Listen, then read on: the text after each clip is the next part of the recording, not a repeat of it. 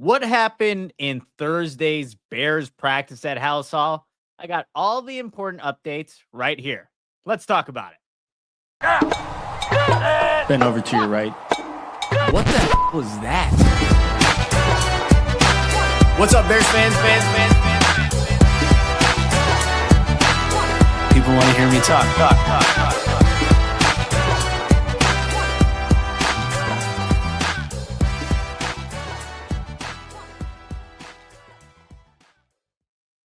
What's going on, Bears fans, and welcome to another episode of the Nicholas Moriano Show. I'm your host, Nicholas Moriano. Make sure to like, subscribe, leave a comment. Just share this Bears YouTube channel with a fellow Bears fan. I mean, you can share it with other NFC North fans, whatever.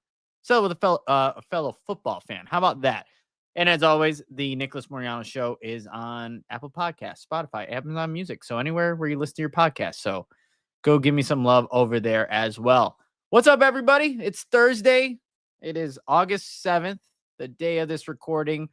Got back from Bears practice not too long ago. Want to jump on here and talk about what we saw or what maybe we didn't see, to be completely honest, because today's practice was definitely not going to match the intensity that, by all accounts, and I'm super jealous, everybody who was at Tuesday's practice, where there was live hitting periods, where people were tackling. It wasn't going to be that in Thursday's practice, especially since tomorrow you have the Dolphins coming to Halas Hall for a joint practice, which I believe is just going to be very lively, intense, a lot of hitting. I actually got a chance to catch up with Gary Ross. If you CHGO listeners, I'm sure you know him. Got a chance to go on the bus ride back to to all of our cars and things like that, and like over under fights, scrimmages, whatever you want to call it, 5 for tomorrow. I think the floor is at 5. If the Bears were as intense at getting into these scuffles as much as they were on Tuesday with their own teammates, I can only imagine what it's going to be like tomorrow. And I'm envious of everybody that's going to be there. I can't. I'm working at Marquee. I'm scheduled. Can't be there, unfortunately, not yet. So I'll be looking for all the updates just like you guys. But yeah, today was not that type of practice, you guys. Today was without pads, lots of walkthroughs. You had some 7-on-7 team periods, but it definitely wasn't some of the intense practice that we've all have read about, seen, even last Thursday's practice that I was at.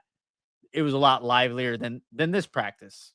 And it makes sense because you're not wanting to go full speed hitting before another team comes to your building, or especially after what transpired on Tuesday with that heated practice. So it makes sense. But tomorrow's going to be live. Tomorrow's going to be lit. That's what it's going to be. And I'll be reading, watching the coverage, just like all of you. Make sure to check out Scott Bear, my compadre here at Marquee Sports. He'll have everything that you need to know about for tomorrow's practice, which should be a fun one. But here, I say that it wasn't as lively, but it doesn't mean that there wasn't important things that happened in today's practice, Thursday. So I'm going to just share what I have in my notes, because there are definitely periods where there's not a lot going on. It was a pretty hot day out there at Halas Hall, but here's what I can tell you, what I saw, what was going on, who was lining up where, which I think is important and maybe gives context to what may happen in Friday's practice. But to begin the practice, the Bears started with their first team walkthrough period where you have the starting offensive line, and you're kind of looking, well, who's there? That left side looked a little different. First off, Braxton Jones started off the practice with the walkthrough period at left tackle, and he was the first one out there. But later on, as the period kind of went on with just the walkthrough first team, you also saw Ozzy Trapilo get in there. So today was definitely like, okay, Braxton, you're in. Ozzy, you're in. Different sections of the practice, same exact thing. Braxton, you're going to get your chance. Ozzy, you're going to get your chance. Then Braxton, now you're going to work with the twos. Ozzy, you're going to work with the two. Like, it was definitely this back and forth at the left tackle spot. Also, looking at the left guard too, as well. And I know I'm pretty sure I saw Joe Tooney at some point, but you saw Luke Newman, also a part of this Bears rookie class. He was repping at left guard for Tooney. And it again, you want to give a veteran a day off, perfectly fine. Nothing was said about the injuries. And we're going to get to some of these injuries on what was supposed to be a laid back kind of day. We had guys leaving practice. Darnell Wright was one of those guys towards the end of practice. I didn't personally see this. But you had Brad Biggs, Bears right tackle Darnell Wright just left practice early, came up awkward in the final period. I also didn't see Kyler Gordon finish practice. I didn't see him out there. You saw Nick McLeod. You saw Josh Blackwell playing the nickel. There was a rep where Devin Duvernay and Terrell Smith kind of like it was kind of a rub mesh route in the middle of the field. They collided. They were kind of come up a little limping there. You also, Roshan Johnson did not practice. He was held out today with a foot injury. Doug Kramer was also sidelined with a foot injury. Not things that you obviously want to see happen, but that's just kind of how it played out. No Karan Amagaji out there. It's not Super Bowl Bears 26, and just kind of addressing the chat here. Kyler got hurt. I'm not saying that. I just didn't see him. I didn't know where he was at towards the end of practice, but he wasn't on the field. But he definitely was out there. And I remember, so one of the cool things about camp, and maybe today you're not seeing the intensity, the hitting, things like that. But what it does give anybody the opportunity to do, whether you make it practice like this or one of the livelier ones, is that, I got a chance. I was sitting just in the stands with everybody else. And there was a father and son that sat to my left, a few people down. And then the fathers go, like, there's Spider-Man. There's Kyler. And then the kid lights up. Like, that's awesome. And, I was just talking to some people who knew me at practice. Like, they're bringing their kids for their first time. They get to go experience it. Like, that's awesome. It doesn't matter what the practice is about. Hopefully these, younger Bears fans that are going to grow up to go through all the things that every Bears fans goes through as they kind of get more in tune with Bears football, like these memories, right? So that was really cool to see. But yeah, not saying that Kyler got hurt, but he just wasn't out there. Also good. Yeah, Super Bowl Bear. Dude, you're on it. Appreciate you. Komet. He was reported he left early in Tuesday's practice. He was out there. One of the first guys I saw. Just when you're kind of looking at all these players out there in the practice fields, Komet was out there. So it was good to see that. Right.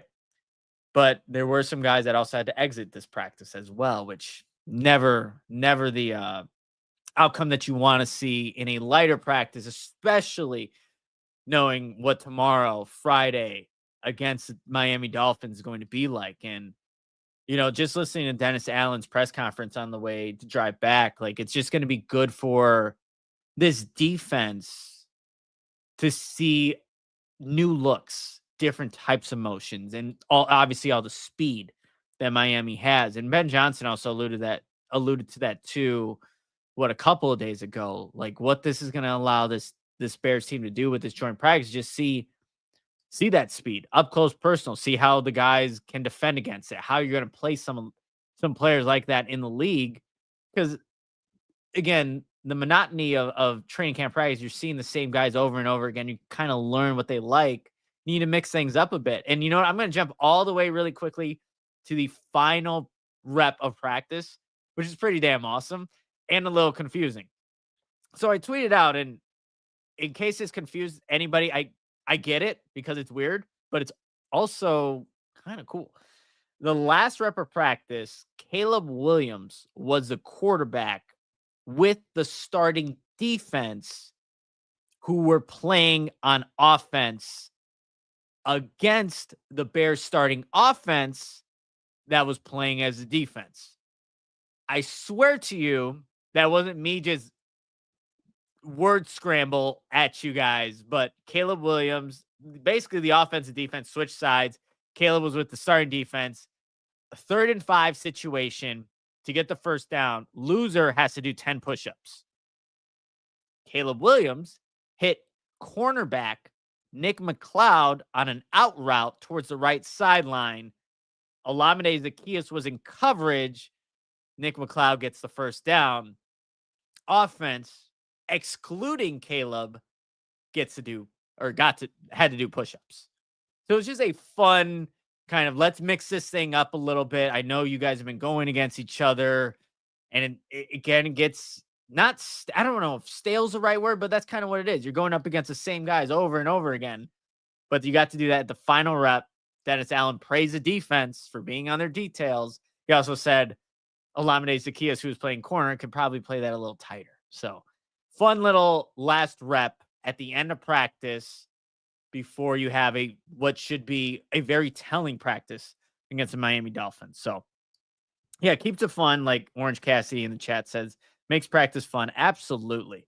So it's it's a good way to, I think, just keep everybody engaged, even a hot day, knowing what's up ahead of you for tomorrow. But yeah, it was just weird seeing him, like, because Ben Johnson, he brought the entire team in the middle of the field and he's just orchestrating it. And then I'm like watching it and seeing, why is Caleb in the huddle or in a huddle with the defensive guys? Like, get on the, and then Drew Dahlman also, I should say that Drew Dahlman was the center for the starting defense playing on offense. But yes, interesting, fun to watch. There was okay, time to kind of get into some of the individual plays that I saw. So with Braxton Jones, again, swapping in and out, first team, second team, I did see some reps where Dio Dangbo was just clearly winning off the edge, showing the bend, showing the speed, able to get around Braxton Jones. And this happened on at least 2 reps where I had it in my notes, like 55, correct? 55, beating number 70. Yeah. Around the edge, gets the corner. Like, there was a play where Caleb Williams completes a pass to DeAndre Swift. Dio beats Braxton Jones around the edge. And from my vantage point, it's like, okay, is this a sack? And as an offense, you just want to keep running the rep. You're not going to, it's a sack, I'm not going to complete the pass.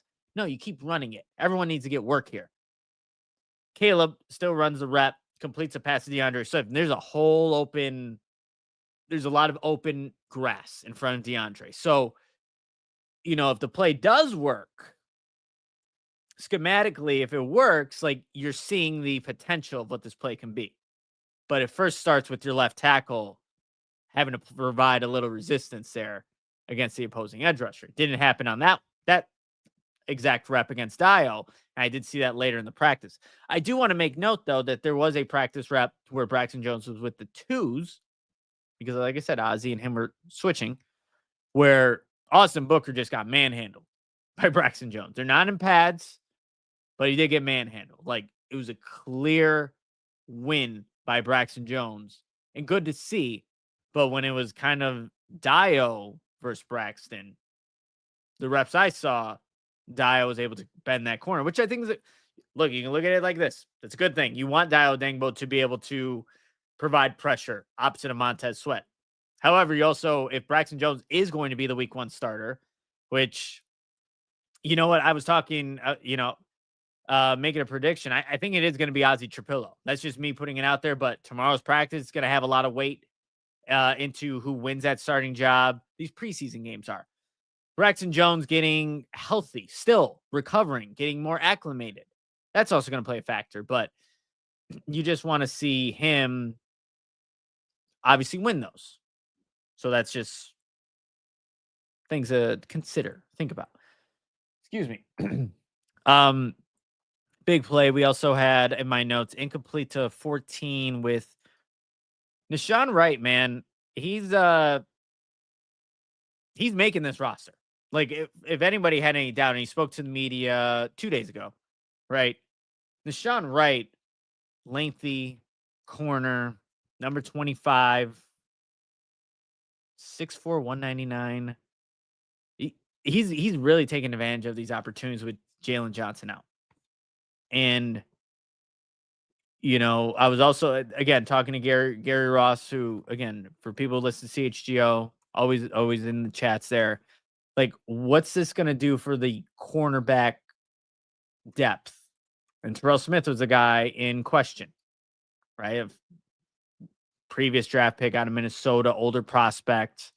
Obviously not somebody that Ben Johnson's coaching staff brought in, but Ryan Poles obviously did play some meaningful reps last season, was usually in the right spot, right time, but Sean Wright getting all the reps above him right now. What does that do for a guy like that? I'm not ready to say anything right here, right now, definitively, but I do. Deshaun Wright's making the roster. He's going to be, one of those backup corners that if something were to happen, yeah, he's getting in there. So he got an incomplete or forced an incomplete pass with two Olamide Zaccheaus, Caleb Williams throwing the ball, tight coverage. Speaking of Terrell Smith, I have Terrell Smith pass interference on Roma Dunze down the right sideline. Ball was catchable, but Terrell Smith just kind of jumped all over Rome, not even looking back for the football. PI, easy PI, no doubt about it. So kind of tells you what, I don't know. Like, you can't, I don't even want to say he is still, I guess, technically a younger player, even though he's a rookie, but he's an older rookie. You can't be making those types of mistakes when you have another guy like Deshaun Wright balling and taking advantage, I should say, of the opportunities at hand. So yeah, it's going to be interesting. We have, I just have Tyson Bagent, completion to Cole Kmet, reception, short, middle of the field. Okay. And then I have here in my notes, Ozzy also getting reps with the first team. Not too shocking because I told you that earlier. Punt returner wise, again, just kind of going chronologically in my notes. Punt returner wise, this isn't abnormal by any means because I feel like the Bears have always done this, especially if they're still trying to figure things out. Punt returners, you had back there Olamide Zaccheaus, you had Maurice Alexander, you had Devin Duvernay, Luther Burden. These are punt returners. Roma Dunze. And then I have Alexander twice in here. Wow. 13's getting a lot of refs back there. But punt returners. I am curious to see exactly how that plays out because if you're maybe like thinking like who's going to make the roster just at the wide receiver position, how many are they going to keep? Is Devin Duvernay just a lock because of his special teams specialty? Maybe.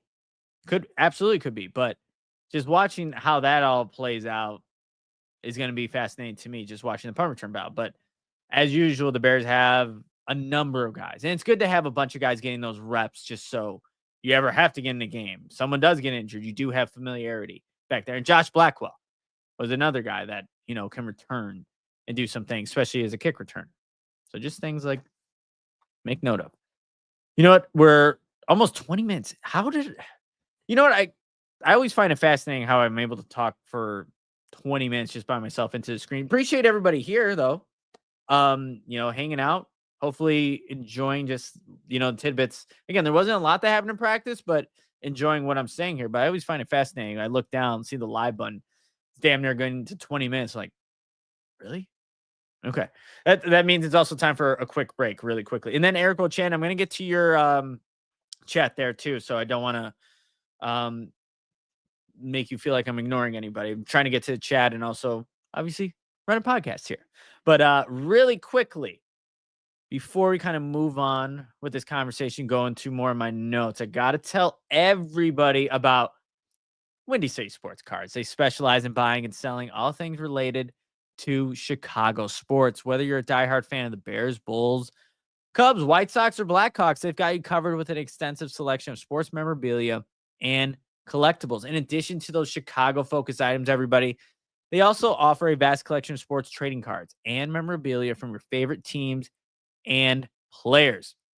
Visit their online store to find exactly what you're looking for to complete your collection or to discover a new favorite. Check them out at 312-WindyCitySportsCards.com. That's 312-WindyCitySportsCards.com. They are literally the best. I always say this too. You need to follow 312-WindyCitySportsCards.com or Sports Cards on X, whatever, Twitter X, whatever you want to call it. Their giveaways are unmatchable. Unmatchable. I just saw someone just win some Walter Payton rookie cards just by entering in, like, retweeting. That's all you got to do.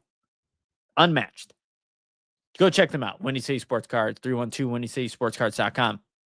And then everybody, as I get my mouse over to the right screen, also has to check out Triumph Drinks. You see this right back here? Yeah, that's the package with all the individual packets of Triumph drinks. But this video is powered by Triumph. The hydrogen-infused electrolyte drink that keeps you going strong. You get 10% off by using the code Nick. It helps support more Bears breakdowns every single week. But that hydrogen-infused electrolyte, it helps fight fatigue, supports muscle recovery, and promotes overall wellness with the power of molecular hydrogen. Fancy, isn't it? Zero sugar, zero artificial ingredients. It's clean, effective hydration without the sugar or crash. And like I said, use that code NICK, N-I-C-K, at triumphdrinks.com to get 10% off your order. Every purchase with that code helps this show grow and keeps the content coming your way. Plus, and this is an important part too, plus Triumph donates a portion of every sale to mental health charities. Add the winning element to your grind, for your daily grind, at triumphdrinks.com. Check them out, triumphdrinks.com. Use that code NICK to save 10% off your next purchase. Love Triumph. Great day when it's hot like today to refuel. Zero sugar, zero artificial ingredients to get your day going right. All right, everybody. This is the Nicholas Moriano Show. Your host, Nicholas Moriano. Like, subscribe, leave a comment, please. We'll get this channel keep on growing. Dude, last video did really well. Let's keep this momentum going. Really quickly, we're going to go back to the chat. Eric Bochanton, I know, had something about Terrell Smith. Here we go. Nick, do you think there's any chance they can look at Terrell Smith at safety? I don't think so, Eric. Not at this point. Speaking of the safeties, though, you're seeing a heavy rotation, or a healthy rotation, maybe I should say. Jonathan Owens, Elijah Hicks, where Dennis Allen's bringing on a third safety onto the field, and you're not seeing Terrell Smith really play that role. So I don't think that you're really looking at him to play that position specifically, but there are other ways to get, even more DBs on the field. And I think Terrell Smith just playing the boundary corner is a way to potentially do that. But yeah, I don't really see that as maybe a possibility in this defense. So that's just where I'm kind of at with this. I'm trying to see if there's any more. Oh, it's Don Bird. Don Bird's entered the chat. What's going on, Don? It's been a while. Yeah, no, I don't see that as an option right now. All right, let's go into some of the reps I have for 7-on-7. First one, completely remember this one. Nashawn Wright coming up again. It was out of bounds reception by DJ Moore, but like I said, out of bounds. Nashawn Wright was there. There wasn't really a window to throw into, and even though DJ Moore caught the pass from Caleb Williams, clearly out of bounds. So Nashawn Wright in coverage there. I have Caleb Williams completing to Rome Odunze, middle of the field. Little bobble, not going to lie. So he catches it. You're almost thinking this ball's going to end up on the ground, but Rome's able to catch it.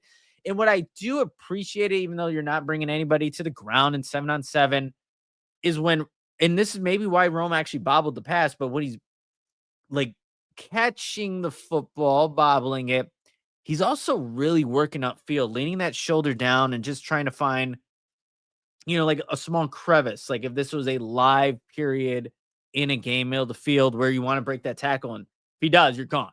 You're gone for a touchdown easy. But working upfield, dipping the shoulder and going up. But you do want to make sure you catch the pass cleanly. You know what? Catch the pass. However you got to do it, catch the pass. But just notes there. Caleb Williams completing 2. DJ Moore, short gain, left side. McLeod in at cornerback. I don't think he was the one in coverage. I just made a note that McLeod was in at corner, or in at that nickel corner for that play. Incomplete to DJ Moore with Josh Blackwell in coverage. So it looks like I wish there was a way for me to see the timestamps of when I'm making these notes, because I use just my Samsung Galaxy and I'm writing these down with my S Pen. But you have McLeod, you have Josh Blackwell, and then there's no notes of Kyler Gordon. So then I also have Bajan in. So it could just be with the 2s here. Incomplete to, I have to check this one. Oh, shoot. Dude, that's the thing. Luther Burden in the 87. Not that I'm not used to it, but I know he would prefer a different number. But Bajan incomplete to Luther Burden. Amir Speed in coverage. Ooh, big. We also then get into some of the situational drills towards the end of practice. This was an interesting one because there was 1:21 left on the clock. The offense is lined up at 28-yard line, and the Bears' offense is up. Like, I believe it was 20-3 or something like that. It was very lopsided, but I don't know if this kind of details how Ben Johnson may approach some of these end of game or not end of half situations when the team is up by big, but the whole goal is to drive the ball down the field. And that first team offense was able to do that. Braxton Jones was in at the left tackle spot on this first team rep. You also had 65 Luke Newman at left guard for this sequence, but you have an incomplete pass to Kyle Monangai. Let's see. D-line. What the hell did I... 1 to Komet. Oh, sorry. You should see my writing. But there was a pass on the next play. Man, it was a seam route from Komet going up the field. And there was a collision there between Brisker. Byard was there. I don't know. I would need to see the replay of this, but it looked like the pass was catchable. It looked like a dot throw.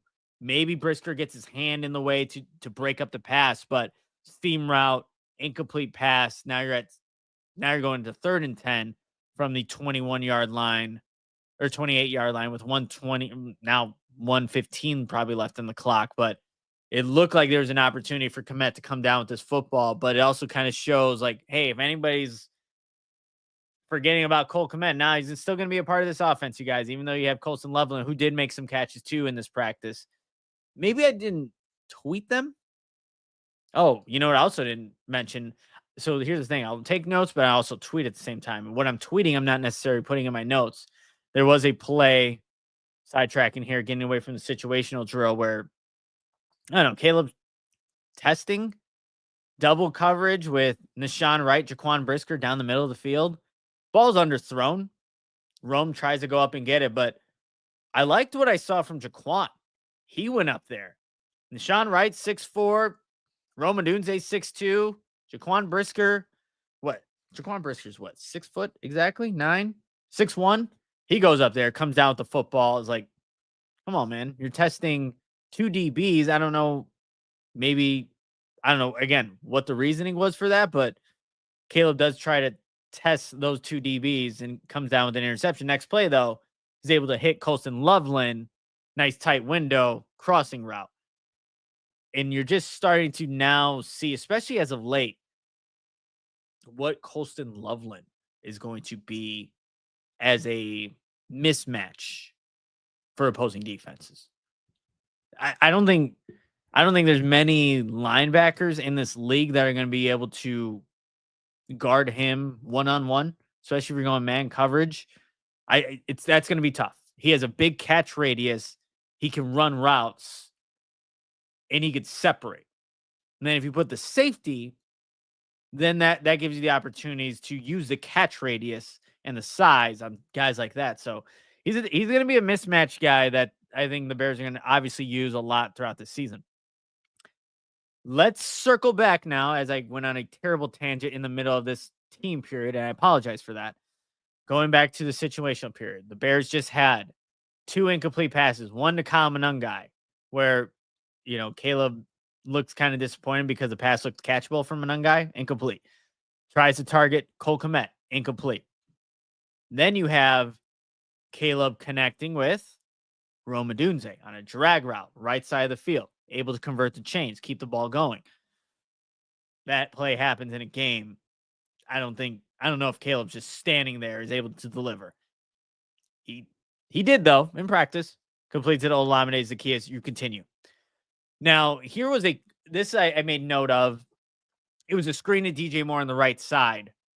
Oh, speaking of screens, we're going to go on another tangent here in a little bit. But screen DJ Moore is able to get a decent gain, go up the field. But the defense, guys, literally outside of one safety being deep, and I couldn't tell you who, but every single defender was just lined up on the line of scrimmage. Every single one. You had TJ, you had Tremaine, you had, I believe it was Brisker, so that would make it Byard or whatever safety was in at that play, all mugged up on the line of scrimmage. And that's a perfect opportunity to run a screen. Bears did successfully get it out to DJ, go upfield, and get a decent gain. Now, tangent again, going really quickly. Speaking of screenplays, I think everybody, if you're, just on social media, there's been this big deal about this Caleb Williams throwing into the nets, and some people are taking this way too literally, like, dude can't hit anything. He's pissed off. All this stuff. Caleb spoke today following practice and was asked about that video that went viral. And I love the response from Caleb, because he kind of laughed it off. Like, yeah, these guys are, people are taking this making it way bigger than what it is, because what that drill is, what he was saying is, it's a screen pass. You're trying to get the ball, laces or not, and get it to a specific positioning on the nets there. I think it was bottom right, whatever it may have been. So, Caleb didn't hit, I think, any of them, and then he's pissed afterwards. But, what he was saying, Caleb, is that you're competing out there. You're competing with the guys, and that was just a competitive drill. But people are just making it way bigger than what it was. When it came to an actual rep where Caleb had to get the ball out, completes the DJ, you get a nice game. Boom. And I love the response from Caleb, kind of shaking it off, laughing about it, and not really caring about what other people are saying or what conclusions they're making after that. He also said, you guys didn't show the reps where I made all of them. That's true, right? It's always one-sided. So it's just funny how that all kind of works. I also have in my notes, TJ Edwards, pressure, incomplete, force an incomplete pass from Caleb Williams. I just have Luke Newman in at left guard the whole time. I don't know, just reminding myself there. Then you have Caleb Williams completing to Rome Odunze, avoids pressure. That's right. He avoided pressure, rolling right, was able to, one, be on the same page with Rome. Remember, guys, last year, that wasn't always the case with those two. Be in the right position, right time, right place, hit Rome Odunze, and then after that, I believe they spike. And then you have Kim, the kicker, hit a 47-yarder to execute that 2-minute offense at the end of half, starting at your 28-yard line, go down the field. So, boom, Bears win. I was going to tweet out Bears win regardless, because either the defense is winning or the offense is winning. That's pretty easy. Damn, just hit the crap out of my watch. Really quickly, too, I guess I just have, because this is basically the end of practice. But if you're somebody that is really into the weeds of this, Bears depth chart, things like that, here's who you had with the second team offense after that first team rep went through. 75, your left tackle. That would be Ozzy Trapilo. 74 was your left guard, Jordan McFadden. 71, your center was Ryan Bates. 63, Chris Glazier was your right guard. And then 79, Theo Benedict was your right tackle. And then, Ozzy Trapilo got an opportunity, I believe, with the ones too. And then they did the whole offense, defense, offense to end the practice. But that was Thursday. That was Thursday's Bears practice. Not a lot, but a little. So maybe moving forward to kind of close out the show, but look forward to tomorrow's practice, which, God, I want to be there, as you guys probably know. Provide updates for you guys, but, got some other obligations to do. But, like, Braxton Jones got the first starts, the first opportunities in the first team in walkthrough, in the first team period, and then, like I said, switched out with Ozzy. Well, is that an indication of what's going to happen tomorrow? Or is that, Braxton, you get work now, Ozzy's going to get those first reps tomorrow? Let's just wait and see. A lot of great reporters are going to be out there. Follow them. Follow my guy Scott Bear from Marquee. Have everything laid out for you. So what does that look like? What I'm also just looking forward to seeing is how Caleb Williams and the offense operates against a different defensive front that's going to throw different looks. So obviously you're looking at things pre-snap. How's that going to look? But then post-snap, Caleb, his eyes, the decision-making. You want to see him look you want to see him look comfortable, but I doubt it. They just finished installing not too long ago. So how's that going to look? Also, Eric Bochen, good. When Darnell left, who filled in at right tackle? Bennett. I couldn't even tell you though, Eric, because I didn't even see Darnell Wright leave. Who's playing right tackle if it's not Darnell Wright tomorrow with the first team offense? If Darnell Wright is hurt, that's something to monitor. Just seeing, how, Luther Burden, Colson Loveland do against an opposing defense. Really looking forward to watching that. These one-on-ones.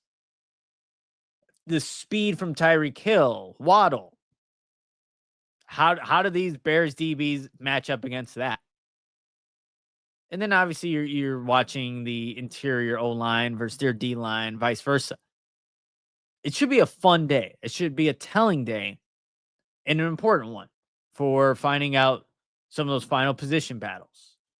Like I mentioned, Terrell Smith. Is this a guy that's going to make the roster right now? You're looking at some of the back-end wide receivers. You're looking at depth in the interior line. How do they show up in tomorrow's practice? And then obviously in Sunday's preseason game against the Miami Dolphins. But should be a fun one, you guys. And I appreciate everybody for coming in, hanging out on your Thursday afternoon to hear what happened in Thursday's Bears practice. I'll be back. So, after Sunday's game, I wouldn't be surprised if I did my own show just to kind of recap what I saw, some takeaways there. Not going to be at the game. I will be working that day, though. But expect a video from me from what happens in Sunday's preseason matchup against the Miami Dolphins. Football, I know football was back last week, but Bears football is back on Sunday. And we'll be back for the rest of the season, other than the bye week, from here on out, which I'm so damn excited. So it should be fun, informative, and help create or help finalize some of these last questions that we do have about this roster and who's going to end up making it. But guys, this is going to be it for this episode of the Nicholas Moriano Show. Seriously appreciate all of you. And then, everybody that I get to see at training camp. It is surreal is not the right word, but it is cool. Like when people come up to me, hey, Nick, enjoy your work. Glad you're bounced back or you're at Marquee, whatever it may be. Like, that's awesome. So if I'll be there. Am I going to next Wednesday's practice or next Thursday's practice? Honestly, I forget. One of those practices, I'll be there. If you see me, please don't hesitate to come up, talk some Bears football, whatever it may be. I love that.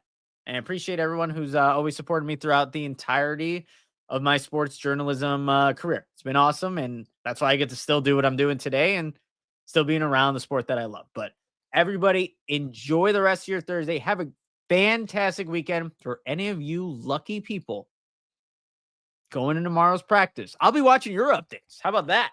Switch roles here. I'll be looking at your tweets as you guys are breaking it down. So I appreciate everybody. And like I said, have a great weekend. But until next time, adios, Bears fans. Bend over to your right. What the was that? What's up, Bears fans?